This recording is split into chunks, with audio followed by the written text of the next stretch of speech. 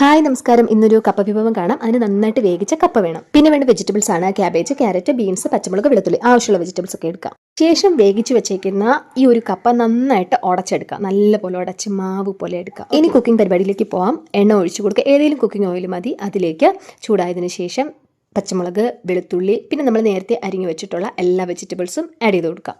അതിലേക്ക് ആവശ്യത്തിന് ഉപ്പ് കൂടെ ചേർത്ത് നന്നായിട്ട് മിക്സ് ചെയ്തെടുക്കുക. ഒത്തിരി വേവിക്കണ്ട കേട്ടോ, ഒന്ന് മിക്സ് ചെയ്തെടുത്താൽ മതി. ശേഷം മുളക് പൊടി, കാശ്മീരി മുളക് പൊടിയാണ് ഞാൻ ചേർത്തിട്ടുള്ളത്. എരിവ് ഉണ്ടല്ലോ, പച്ചമുളക് ചേർക്കുന്നുണ്ടല്ലോ. അതിനുശേഷം മഞ്ഞൾപ്പൊടി ഇട്ട് കൊടുക്കുക.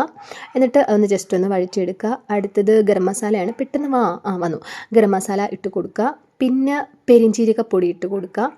എന്നിട്ട് ഇതൊക്കെ നന്നായിട്ടൊന്ന് മിക്സ് ചെയ്തെടുക്കുക. ഇത്രയേ ഉള്ളൂ, പരിപാടി കഴിഞ്ഞു. അടുത്ത് നമ്മൾ ഉടച്ച് വെച്ചിട്ടുള്ള ഈ കപ്പ ഉണ്ടല്ലോ, കപ്പ ഒന്ന് നന്നായിട്ട് പരത്തിയെടുക്കുക. ചെറുതായിട്ടൊന്ന് പരത്തിയെടുത്താൽ മതി. അതിലേക്ക് നമ്മൾ ചെയ്ത് വെച്ചിട്ടുള്ള ഈ ഒരു മസാലക്കൂട്ട് അതിലോട്ട് ഫില്ല് ചെയ്ത് കൊടുക്കുക.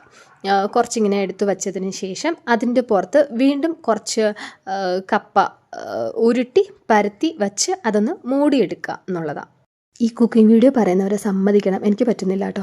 അടുത്ത് ചെയ്യേണ്ടതെന്ന് വെച്ചാൽ ഒരു പാൻ അടുപ്പത്ത് വയ്ക്കുക. പാൻ നന്നായിട്ട് എണ്ണ പുരട്ടിയെടുക്കുക. അതിലേക്ക് നമ്മൾ എടുത്ത് വെച്ചിട്ടുള്ള കപ്പ, അതായത് ഫില്ല് ചെയ്ത് വെച്ചിട്ടുള്ള കപ്പ വച്ചിട്ട് മറിച്ചും തിരിച്ചും ഒക്കെ ഇട്ടിട്ട് നന്നായിട്ട് ചൂടാക്കി എടുക്കുക, പൊള്ളിച്ചെടുക്കുക. രണ്ട് സൈഡും നല്ലതുപോലെ ചൂടാക്കി എടുക്കുക. ഇത്രയേ ഉള്ളൂ, പരിപാടി കഴിഞ്ഞു. ഭയങ്കര ടേസ്റ്റി ആയിട്ടുള്ള ഒരു സംഭവം റെഡി. സിമ്പിൾ ആൻഡ് ടേസ്റ്റി വിഭവമാണ്, അടിപൊളിയാണ്. ഓക്കെ, അപ്പോൾ ഇത്രയുള്ള അടുത്ത വീഡിയോ കാണാം. Okay, bye bye, Tata.